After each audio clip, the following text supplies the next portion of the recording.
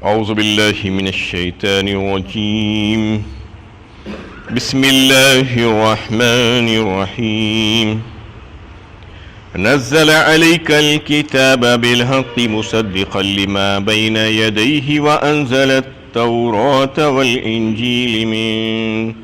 والإنجيل من قبل هدى للناس وأنزل الفرقان إن الذين كفروا بآيات الله لهم عذاب شديد والله عزيز ذو انتقام۔ اس نے تم پر کتاب برحق نازل کی جو سابقہ کتابوں کی تصدیق کرتی ہے، اور وہ تورات اور انجیل نازل کر چکا ہے۔ اس سے پہلے لوگوں کی ہدایت کے لیے نیز اس نے فرقان اتارا۔ یقین جانو جو لوگ اللہ کی آیات کا انکار کریں گے ان کو سخت سزا ملے گی، اللہ غالب ہے اور گناہوں کی پاداش میں سزا دینے والا ہے۔ یہ سورہ آل عمران کی تیسری اور چوتھی آیتیں ہیں۔ اس میں اللہ تعالیٰ نے قرآن کے متعلق یہ بات ارشاد فرمائی کہ یہ جو کتاب ہم نے تم پر نازل فرمائی ہے یہ برحق کتاب ہے اور یہ سابقہ کتابوں کی تصدیق کرتی ہے۔ یعنی جو پچھلی آسمانی جو کتابیں تھیں جو اللہ تعالیٰ نے نازل فرمائی تھی، حضرت موسیٰ علیہ السلام پر توریت، حضرت عیسیٰ علیہ السلام پر انجیل، وہ کتابوں کی بھی تصدیق کرتی ہے۔ یہ ایسا نہیں ہے کہ یہ صرف محمد صلی اللہ علیہ وسلم کہہ رہے ہیں، بلکہ اس کی تصدیق پرانی کتابوں میں بھی ہے اور اس میں پرانی آسمانی کتابوں کی تصدیق بھی ملتی ہے۔ جو توریت اور انجیل کی بات ہے تو آج جو بائبل کے نام سے جو پڑھی جاتی ہے، اولڈ ٹیسٹمنٹ اور نیو ٹیسٹمنٹ، وہ توریت اور انجیل نہیں ہے بلکہ اس میں تحریفات ہو چکی ہیں۔ اولڈ ٹیسٹمنٹ جسے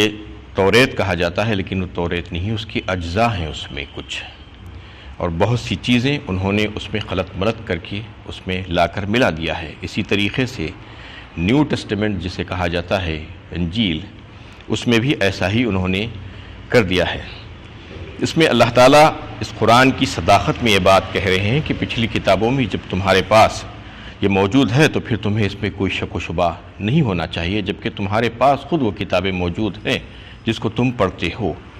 من قبل ہدی للناس وانزل الفرقان، اور پھر اس سے پہلے لوگوں کی ہدایت کے لیے نیز اس نے فرقان اتارا۔ اس میں اللہ تعالیٰ اس بات کو واضح فرما رہے ہیں کہ فرقان اصل میں قرآن کی ایک صفت ہے، حق و باطل کا امتیاز کرنے والی، فرق کرنے والا اسے کہا جاتا ہے۔ تو یہ وہی کتاب ہے قرآن کریم جو حق و باطل کی میں امتیاز کرنے والی ہے۔ یہاں اس صفت کا ذکر کرنے سے مقصود یہ واضح کرنا ہے کہ توریت اور انجیل میں جب اہل کتاب نے تحریفات کر دی تھی اور لوگوں کے لیے حق و باطل میں امتیاز کرنا مشکل ہو گیا تھا تو اللہ تعالیٰ نے اس قرآن مجید کو اتارا جس میں حق اور باطل کے لیے ایک کسوٹی اللہ تعالیٰ نے رکھ دی ہے۔ یہ قرآن ایک کسوٹی ہے جس کو پڑھ کر انسان سمجھ سکتا ہے کہ حق کیا ہے اور باطل کیا ہے۔ یہ قرآن کی شکل میں اللہ تعالیٰ نے اس کو دیا ہے۔ اور پھر اس کے بعد فرمایا جاتا ہے کہ ان الذین کفروا بآیات اللہ لہم عذاب شدید واللہ عزیز ذو انتقام، یعنی جو اللہ کی آیات کا انکار کریں گے ان کو سخت سزا ملے گی، اللہ غالب ہے اور گناہوں کی پاداش میں سزا دینے والا ہے۔ یعنی جو لوگ بھی اس سے اختلاف کریں گے، مذہبی اختلافات میں چکر میں پڑیں گے اور اس کی ہدایت کو قبول نہیں کریں گے تو پھر اللہ تعالیٰ ان کو ایسے نہیں چھوڑے گا بلکہ ان کے لیے سخت سزائیں مقرر ہے۔ اس میں اشارہ ہے اس بات کی طرف کہ لوگوں نے اللہ تعالیٰ کی کتابوں میں تحریفات کی جو جسارت کی اور اللہ تعالیٰ کے نام سے جو مختلف عقیدے گھڑ لیے اور مختلف مذاہب ایجاد کر لیے، اسے دیکھ کر لوگ یہ خیال نہ کریں کہ ان کو ایسا ہی چھوڑ دیا جائے گا اور اللہ تعالیٰ اس سے واقف نہیں ہے، نہیں، بلکہ اللہ تعالیٰ اس سے واقف ہے اور وہ لوگوں کی حرکتوں کو اچھی طریقے سے جانتے ہیں، اور چونکہ جو ہے انسانوں کو اللہ تعالیٰ نے ایک مہلت، ایک موقع دے کر رکھا ہے یہاں پر، تو وہ مہلت سے فائدہ اٹھا رہے ہیں، بس اتنا ہی ہے۔ جب وہ مہلت ختم ہو جائے گی تو پھر ان کی پکڑ ہو ہی جائے گی۔ ان اللہ لا یخفی علیہ شیء فی الارض ولا فی السماء، اور اللہ سے کوئی چیز پوشیدہ نہیں ہے، نہ زمین میں اور نہ آسمان میں۔ اللہ تعالیٰ یہ بتانا چاہ رہے ہیں کہ سب کچھ اللہ تعالیٰ کے علم میں ہے، علم محیط میں ہے، وہ واقف ہے کہ کون کیا کر رہا ہے اور کس کی کیا نیت ہے۔ جب وقت آتا ہے تو پھر اس کی پکڑ ہوتی ہے اور وہ پکڑ سے بچ نہیں سکتا۔ هو الذی یصورکم فی الارحام کیف یشاء لا الہ الا هو العزیز الحکیم، وہی ہے جو رحموں میں کے اندر جس طرح چاہتا ہے صورت گری کرتا ہے، اس غالب اور حکمت والے کے سوا کوئی خدا نہیں ہے۔ اس میں اللہ تعالیٰ اس توحید کی بات بتانا چاہ رہے ہیں جو صرف اور صرف اللہ تعالیٰ ہی کرتے ہیں، اس کے علاوہ کسی اور کی صفت نہیں ہے۔ ماؤں کے رحموں میں جو بچوں کی جو پرورش ہوتی ہے، جو جنین جو بنتا ہے اس میں، تو وہ کون کرتا ہے؟ اللہ تعالیٰ یہ بتانا چاہ رہے ہیں کہ وہ تخلیق سوائے اللہ کے اور کوئی نہیں کرتا۔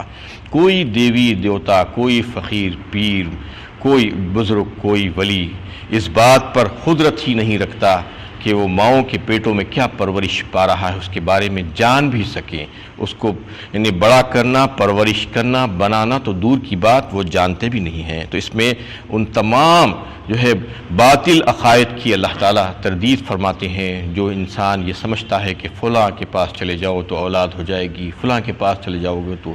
یہ مل جائے گا، لڑکا مل جائے گا، لڑکی مل جائے گی، کچھ نہیں۔ اللہ تعالیٰ اس بات کی تردید فرما رہے ہیں، یہ سب تصورات بیکار اور باطل اور غلط ہے۔ اس میں جو ہے اس بات کو واضح کر دیا گیا کہ ماؤں کے رحموں میں اللہ تعالیٰ جس چیز کی پرورش کرتے رہتے ہیں اس کے تعلق سے جس کے پیٹ میں پرورش پا رہی ہے اس کو بھی نہیں معلوم ہوتا ہے، اس ماں کو بھی، اور جو فطرت سے اس کی اللہ تعالیٰ جو واقف ہیں اس سے کوئی واقف نہیں ہوتا۔ اور نہ صرف دوسرا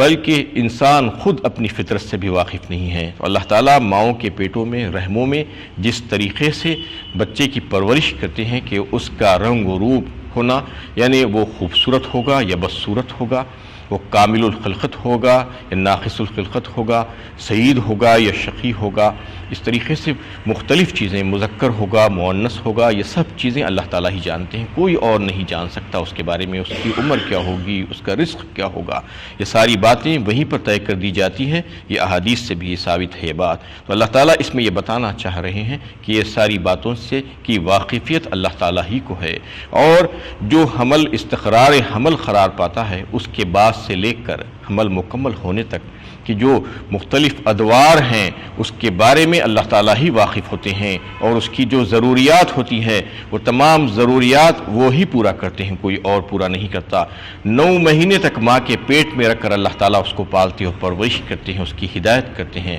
تو اللہ تعالیٰ یہ بتانا چاہ رہے ہیں کہ جب وہاں پر ہم نے تمہاری ہدایت کی تم اس وقت بھی محتاج تھے، اور آج دنیا میں بھی تم ہماری ہدایت کے محتاج ہو، تو کیا ہم تم کو ایسے ہی چھوڑ دیں گے یہاں پر ہدایت کے بغیر؟ یہاں پر بھی اللہ تعالیٰ نے ہدایت کے لیے مختلف ذرائع پیدا فرما دیے ہیں کہ انسان کی ہدایت کس طریقے سے ہونا چاہیے۔ اس طریقے سے اللہ تعالیٰ یہ بتانا چاہ رہے ہیں کہ ماؤں کے رحموں میں اللہ تعالیٰ کس طریقے سے بچے کی پرورش کرتے ہیں کہ 3 اندھیریوں میں خلقکم من بعد خلق فی ظلمات ثلاث ذالکم اللہ ربکم، سورہ زمر 23ویں پارے میں اللہ تعالیٰ یہ فرما رہے ہیں کہ ایک کے بعد ایک درجہ، اور جو ہے پھر 3 اندھیریوں میں، 3 اندھیریوں کا مطلب یہ ہے کہ ماں کے پیٹ کا اندھیرا، رحم کا اندھیرا، اور وہ جلی کا اندھیرا جس میں بچے کو پیک کر کے رکھا جاتا ہے اس کی حفاظت کی خاطر، یہ اس میں اللہ تعالیٰ بڑی حفاظت کے ساتھ بچے کی پرورش اور نشو و نما کرتے ہیں ماں کے پیٹ میں، یہ وہی اللہ ہے۔ اور پھر کس طریقے سے انسان کو بناتے ہیں، اس کی کیسی یعنی آئیڈنٹیٹی اللہ تعالیٰ بناتے ہیں، شناخت کیسے بنا دیتے ہیں، آپ اندازہ نہیں کر سکتے کہ اربوں کھربوں انسان دنیا میں آتے رہتے ہیں، مرتے رہتے ہیں، لیکن کوئی ایک دوسرے سے نہیں ملتا، نہ اس کی شکل و صورت،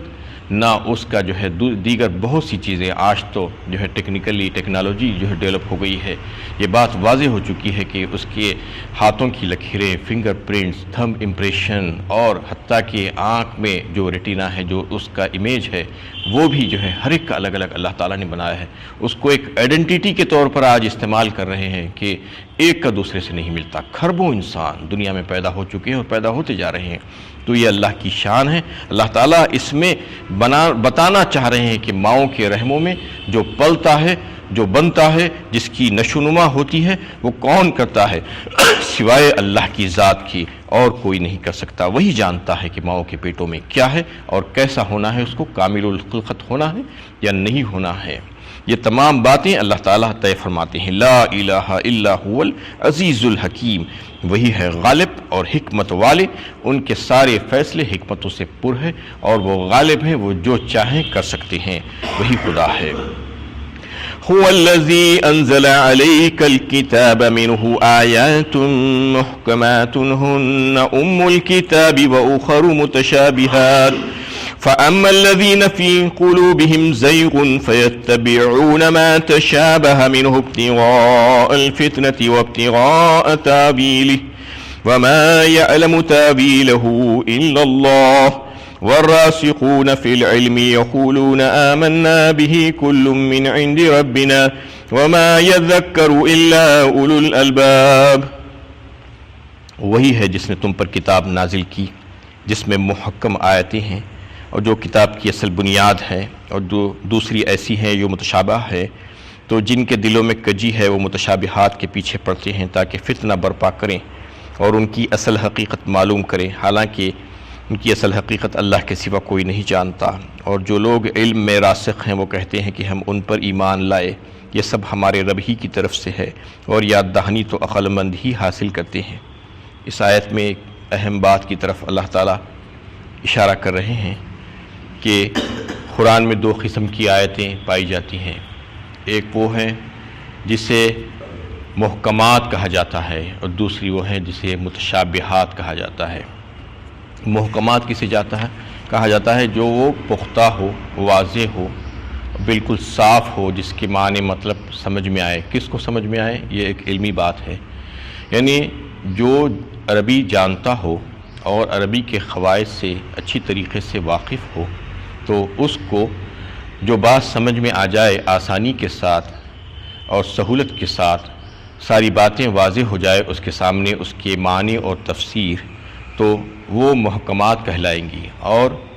اس کے علاوہ جو دوسری آیتیں جو ہوں گی، جس میں متکلم کی مراد جو ہے غیر معین ہو اور غیر واضح ہو، بات سمجھ میں نہ آئے،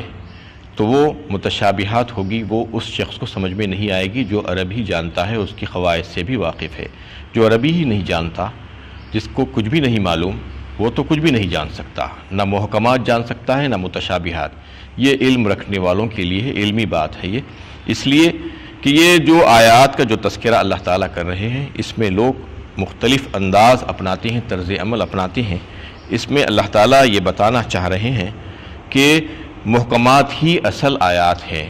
قرآن کی اصل جو ہے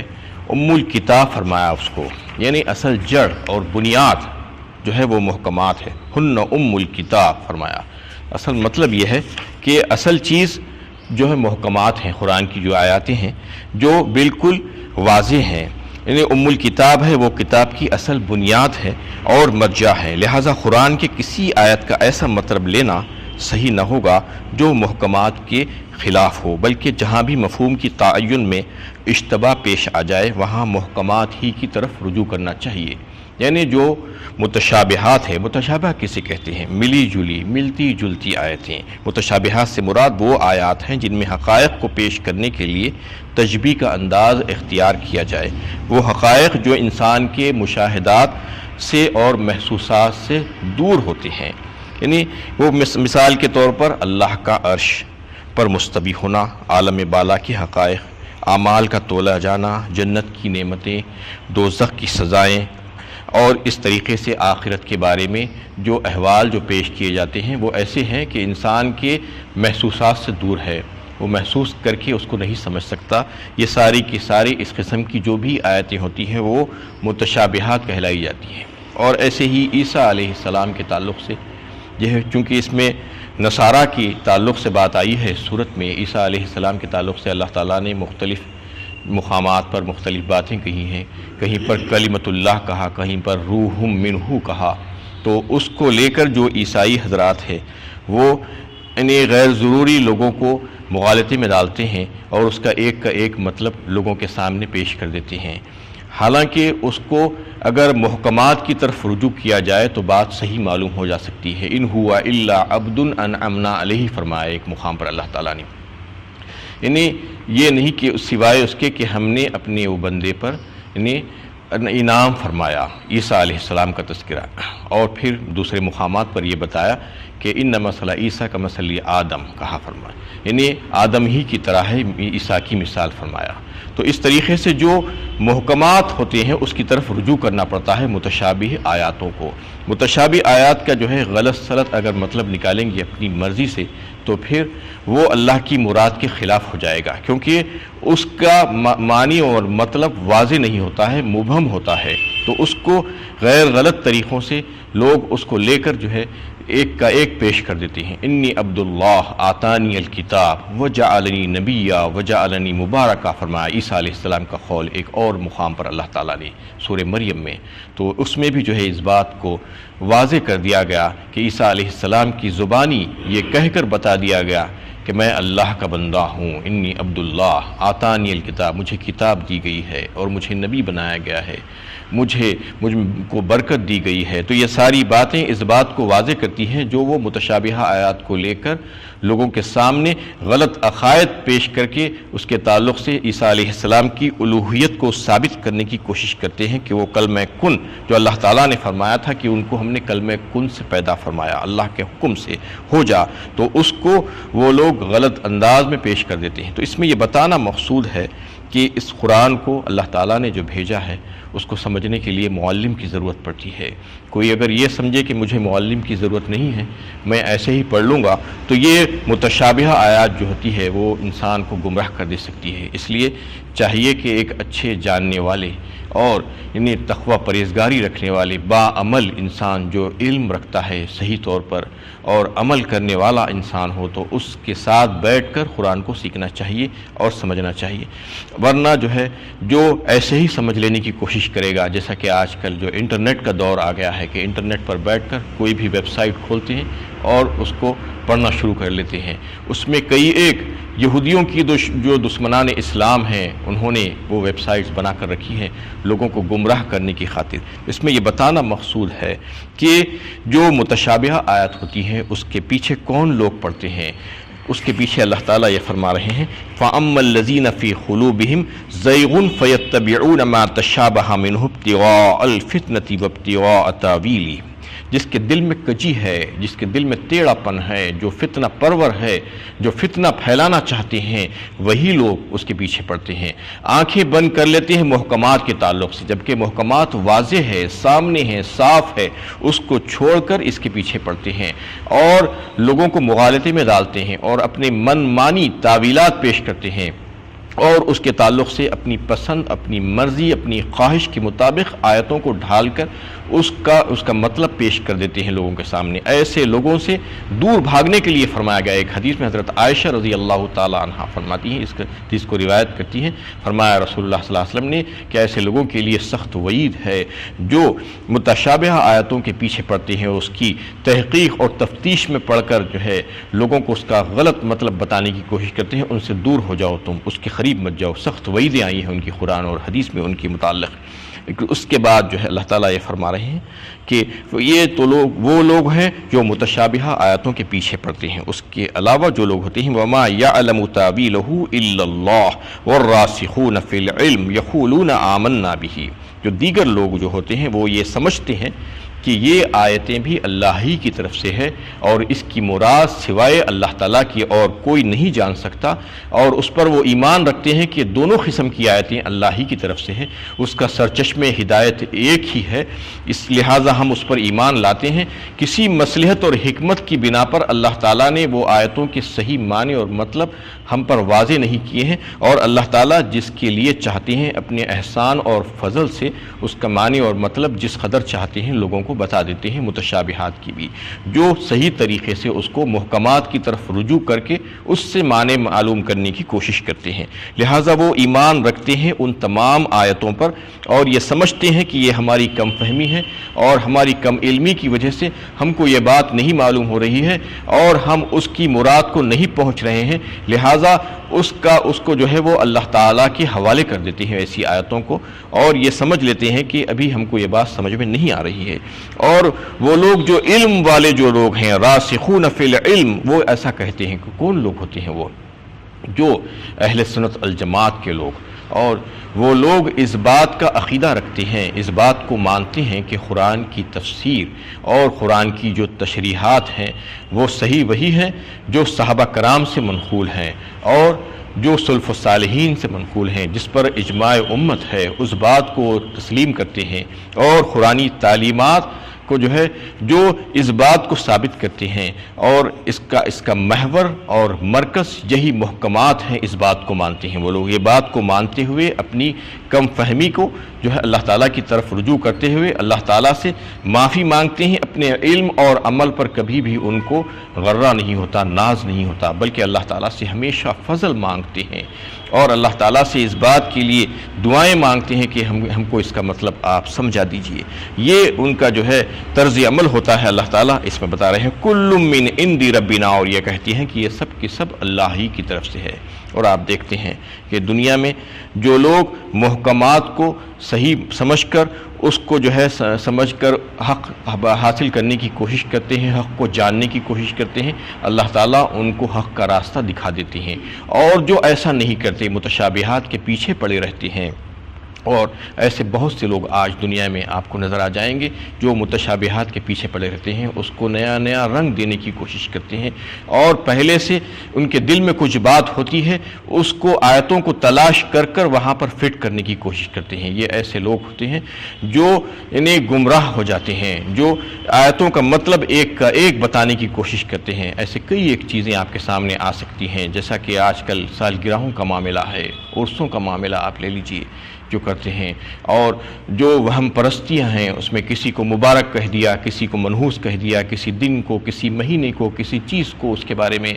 اور پھر ایصال ثواب، موت اور غم کے موقع پر جو مختلف قسم کے جو انہیں مجلسیں منعقد کی جاتی ہیں اس کو کہیں نہ کہیں سے دین سے جوڑ دیا جاتا ہے، اور کوئی نہ کوئی آیت پیش کر کے یہ بات بتائی جاتی ہے کہ یہ بھی ضروری ہے اور یہ کام کیا جا سکتا ہے، یہ فرض ہے، واجب ہے، سنت ہے۔ اس قسم کی چیزیں جو ہے لا کر لوگوں کے سامنے پیش کی جاتی ہے، اور اسی طریقے سے آپ مزاروں پر قوالیاں، لو لہاب، تماشے، کھیل، ناچ، گانے جو ہو رہے ہیں آج، اس کو بھی سما کا نام دے دیا، اور کہیں نہ کہیں سے اس کو جوڑ دیتے ہیں کہ یہ فلاں سے ثابت ہے، فلاں آیت سے ثابت ہے۔ یہ بتانا چاہتے ہیں کہ معاذ اللہ انہوں نے جس طریقے سے قرآن کو سمجھا ہے وہ حضرات نے نہیں سمجھا تھا، حضرات صحابہ اور سلف و صالحین نے ایسا نہیں سمجھا تھا، بلکہ ہم بہت اچھی طریقے سے اس کو سمجھ گئے ہیں، اور ہم اس کو یہ آیت کا مطلب یہ بتا رہے ہیں، یہ ان کا مقصد ہوتا ہے بتانا، اور اس طریقے سے لوگوں کو گمراہ کرتے ہیں۔ اللہ کے نبی صلی اللہ علیہ وسلم کے تعلق سے بھی، آپ کی ذات مبارک کے تعلق سے